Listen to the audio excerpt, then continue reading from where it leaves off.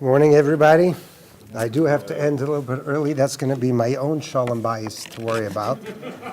And it's nice to be here. I'm not really here to give a shiur because I'm really not a big Talmud Chacham, and halacha is not my area.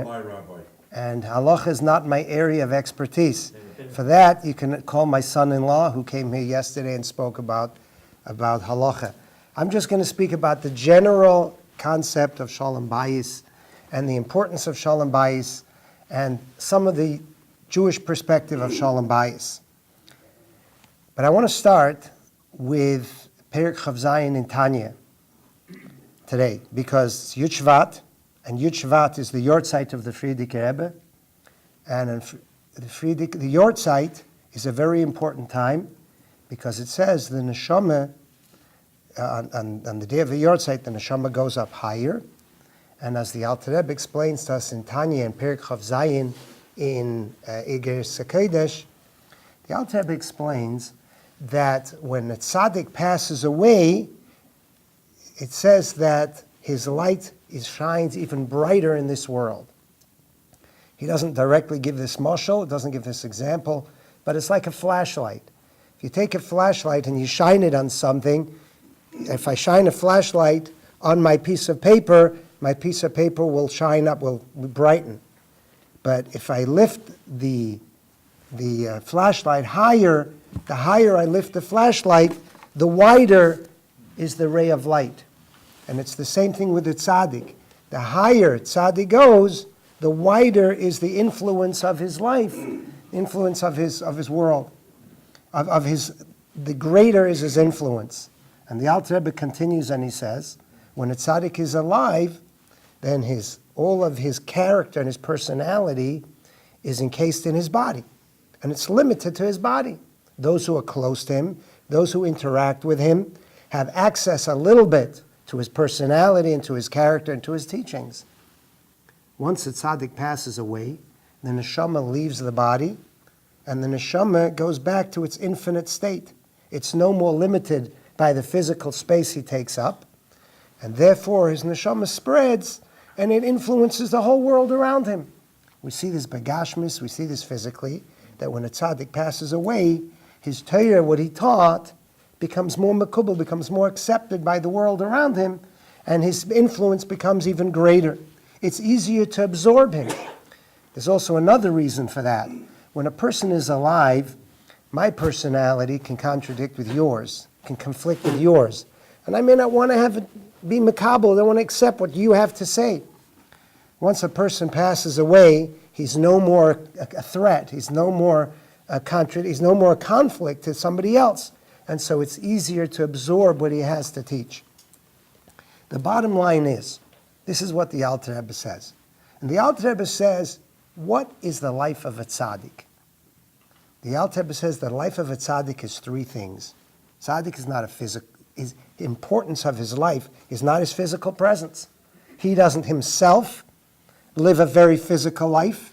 He lives more of a spiritual life. And the Alter Rebbe says that his teachings are not physical teachings. What he represents is not physical. So he says a tzaddik is his connection with HaKadosh Baruch Hu, is his relationship with HaKadosh Baruch Hu. And that's what he represents to us. And what is a tzaddik's relationship with HaKadosh Baruch Hu made up of? Three ingredients: Ava and Yira and Emunah. Love, fear, and faith. A tzaddik has faith in HaKadosh Baruch Hu, which we can call trust. And he has love for HaKadosh Baruch Hu. He brings a pasuk which shows that the love of HaKadosh Baruch Hu is life. And fear. And as it says, Yiras Hashem l'chaim, that fear is also life. So these three things are considered the life of a tzaddik. Why am I sharing that today? Because we're talking about relationships. And what we're learning over here is, the Alter Rebbe is telling us that a tzaddik, his entire being, is his relationship with HaKadosh Baruch Hu. And what is the definition of a relationship? The definition of a relationship with HaKadosh Baruch Hu is fear, love, fear, and trust. The truth of the matter is, there's a very important lesson to learn from this, And that is that in every relationship, the essence of every relationship, not just a relationship with HaKadosh Baruch Hu, is the same thing, is trust, love, and fear. These are three elements which make up the basis of every relationship.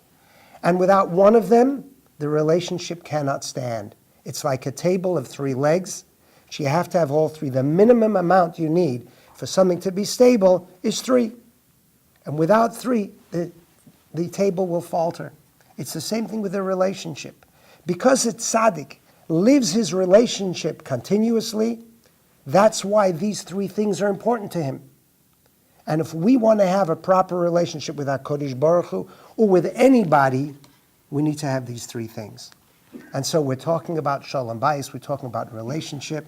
I think it's important to talk about these three elements of a relationship. What are these three elements of a relationship? Trust. When we trust in HaKadosh Baruch Hu, what does that mean? What does it mean when I trust in somebody? What does it mean when somebody wants to trust in me? When they want to trust in me means that I am reliable and I'm responsible, and I will also be committed. I will be there when they expect me to be there. My child trusts me that whatever happens, I'm going to be there for him. It's that concept of reliability. Just to make a point about what trust really is, I have a client, a woman, who's a wonderful mother, and she loves her child dearly. And she tells me this over and over again. And it's true, I know she does. Not only that, but she would give up her life for a child. There's one part of the relationship which she has, which is love. She loves her child. The problem is, why is she coming to me? The reason why she's coming to me is because she's an addict. She's a meth addict. As you guys know, here in Minnesota, meth is a big problem. She's a meth addict. One night, she got the hankering for some meth, and she left her child at home, and she went out looking for meth, and she found it. And the baby was crying the entire night. The neighbors heard the baby crying, and they called the police, and the police came. They saw there was no mother. The mother finally came home, who knows when later, and she was arrested, and she was required to go to treatment and to therapy. This is a woman who I said loves her child dearly. And if she was asked to give up her life for her child, she would do that in a minute. So the element of love is there in that relationship with her child. There's no question about it. But the element of trust is not there. Her child cannot rely on her. And therefore, the love doesn't have anywhere to hold. It's like a chair, it's like a table with only two legs, or with only one leg. If there's no reliability, if there's no trust, if you cannot rely on the person to come through for you, the love has no place. It's the same thing with trust. Trust is the same way. A person can trust you. I trust my employer.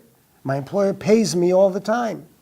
But that's not a proper relationship. That's a business transaction. I trust them. I trust my car. I trust my insurance broker. They're going to be there for me. They're reliable. But that's not a loving relationship. Why not? Because there's trust, but there's no love. It's very transactional. They're going to be there for me. I'm going to be there for them. So we can understand the value of trust in a relationship, which is, as I said, reliability. It is responsibility, commitment, regularity. It's very interesting that we find the word trust is the word emunah, or betochen. But I'm going to focus on the word emunah. It says, B'chol beisi ne'eman hu. HaKadosh Baruch Hu says about Moshe Rabbeinu that my entire house, my entire world, who's the person who he trusted was ne'eman, was Moshe Rabbeinu. What does it mean, ne'eman? So in English, we say that emunah is belief, to believe in someone. But believe in Judaism is not the right word. Emunah is, it says that a yid is a maimin ba'kodesh baruch hu. The word maimin is a verb to be maimin, to do something. The mem in front of it makes it a maimin. He's actively doing something. How is a yid a maimin? He daily puts on tefillin. He wakes up every morning and he davens. His emunah is not something which happens in his head. His emunah is that whether he understands or he doesn't understand, his relationship with God is reliable. It's there every single day. That's what we mean it's emunah. The Alter Rebbe explains that even somebody who doesn't put on tefillin every day, there's a reliability to his faith that when he's called upon in a time of an emergency or in a time of Mesiras Nefesh, that he will be present. Similarly, we're not always able to be available for our children. We're not able to be available for our spouses. But when push comes to shove, we can be relied upon. And so that's the definition of emunah. Love simply means the wanting to give, the wanting to be close, the wanting to be part of somebody else's life, the wanting of somebody else to be part of my life. That's the definition of love. The problem with love is that love is ultimately selfish. And just to prove that love is selfish, we find it in the Torah. The foundational principle of love is what? V'ahavta l'reacha kamoicha. The foundational principle of love is you're supposed to love somebody else like you love yourself, which means based on selfishness. If you love yourself, then you can love someone else because you let them become an extension of yourself. Now, what's the problem with that? The problem with that is a relationship of love sometimes misses the aspect of respect and the aspect of separation. Connection is very important in a relationship, but separation is also very important. Love is not two people becoming one person. That's kind of some kind of symbiosis which is very dangerous. Because what ends up happening is when two people become one person is giving up their identity. And that can't work. Because when one person has to give up their identity, you might say this relationship is full of love, but somebody's giving up their identity. And that cannot work. A true relationship of love is where I support my spouse in becoming who she wants to be, and she supports me in me becoming who I want to be. It's two individuals with a big circle around them, two small circles with a big circle around them, where there's me, and there's you, and then there's us. If there's just us, and there's no me and you, after a while that relationship will fall apart. And so, how do you achieve that? That is the concept of yira. Is that the Torah view, Kol Mash Oyser Ritzayin Ba'ala? I mean, the Torah view is that they're on the same, together, they're on the same level. They're together, but nevertheless, a man has a certain amount of requirements to his wife, and a woman has a certain amount of requirements to a husband. Sure. But A husband has, so that's the us part. But there's the individual man who has his needs, there's the woman who has her needs, and then there's the joint needs which they work together. in other words, the man doesn't have to make the woman any different, and the woman doesn't have to Make the man, they change a little bit, they have to compromise, of course. There has to be an us also, but there also has to be a me and a you. If a man says a woman loves her husband, right, but that means that she has to give up her entire identity, that she is no more a person for herself, that relationship is going to fall apart. Because every person needs to feel they're an individual. Yes? You used two words, I missed one of them. You said separate. You need separation and Connection. connection. You need both of them together. This is the concept of yira, fear. Yira. Yira, fear. What is fear? Fear is distance. Respect. Another word for yira we could say here is respect. Boundaries. Without boundaries, there cannot be true love. Because I love my spouse. What do on her birthday? I buy her a drill. Or why do I buy her a drill? Because I love drills. So I buy her what I love. Because if she loves me, she'll appreciate what I want. And we do this all the time. I love my wife, so why doesn't she come with me skiing? We have a great relationship. Why doesn't she do what I want to do? Well, she should. All the time, the way we express our love is by sharing what we want with our spouse. And when they say no, we feel like they don't love us. And the truth of the matter is, love is not the only ingredient in a relationship. Fear is an important relation as an ingredient. Boundaries. Boundaries means respecting the other person. When there is no respect, the love cannot hold, because then it's not love, it's just some kind of swallowing up the other person, or I'm becoming swallowed up by the other person.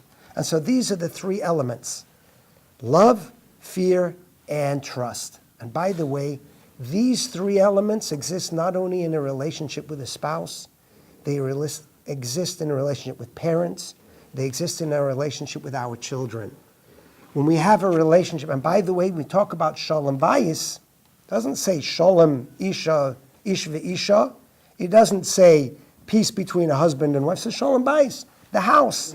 The house is peace between a wife, peace between children also. And these three concepts apply.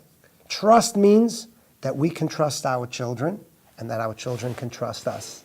That means that they see that our love is unconditional. You cannot raise a child just with unconditional love, because we nowadays live in a society where love is being thrown out there and it's being talked about all the time, unconditional love, and it's created an entire disaster of a generation. And that is that kids have a sense of self-entitlement, and it's unbelievable, and it's become out of control. And now we need to teach parents not only the concept of love, but the balance, that there has to be love and respect. There has to be this concept of fear. We have to respect our children's boundaries, and our children have to respect our boundaries. Same thing with our spouses. If we think that love is that my spouse has to be with me all the time, that won't work. There's got to be private time also. There's got to be concepts of tznius. There are times when a person wants to be alone, whether it's for a man when he wants to daven, when he wants to learn, he has to do his own private development. Or when a woman wants to be left alone at certain times, and she needs to rejuvenate as an individual. And only by giving her that ability to rejuvenate as an individual and letting her have a private time, that's the way you enhance the relationship. Unfortunately, we get scared by this sometimes. Either we get scared, our spouses get scared because when man wants his own, as they say, man wants to go into his own man cave, a woman can become afraid because she feels like, what's going on? My man is separating from me. Or vice versa, when a woman needs her own time, she's not necessarily want to be right there for her husband sometimes. She wants some separate time.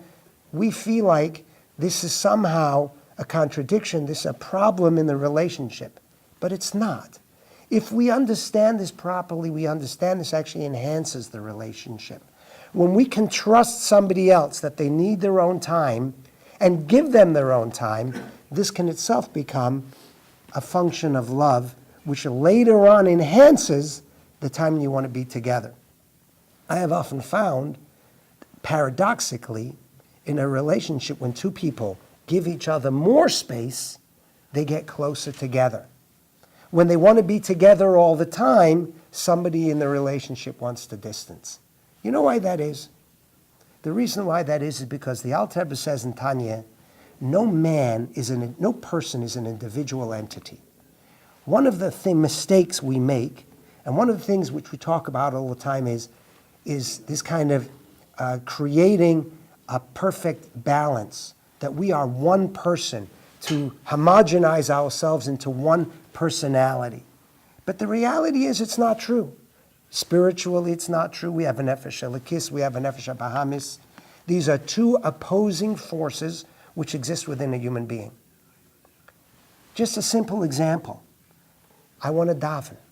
I want to be spiritual, I want to be holy. What do?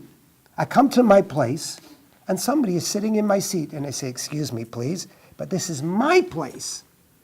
This is where I'm supposed to be davening. You're in my place. And so I get the guy to move away from my place, and then I start davening. I move him out of my place, and I start davening. I say, behold, I love everybody equally. But he has to move out of my place to say that. How does that happen? Because God is one, and he's not fractured. He's not cracked into parts. But when God created the world, he created us fractured. And so, even though we have love for Hashem, we have love for people. It's two separate things. It is the work of ours, the job of ours is to try and unify them in the way we live our life.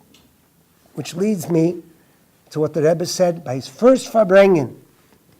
By the first Farbrengen, the Rebbe said that people want to hear a mission statement. In Tafshin Yud Aleph in 1951, the Rebbe said that people want to hear a mission statement. The Rebbe's accepting the Nesias, accepting the leadership of the Chabad movement, and the Rebbe said a mission statement. What was his mission statement? That there are three things which are all one.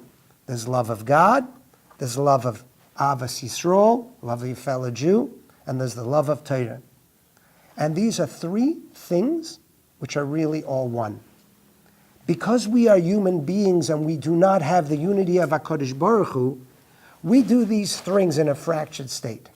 What does it mean we do them in a fractured state? In an incomplete way. We love God in shul.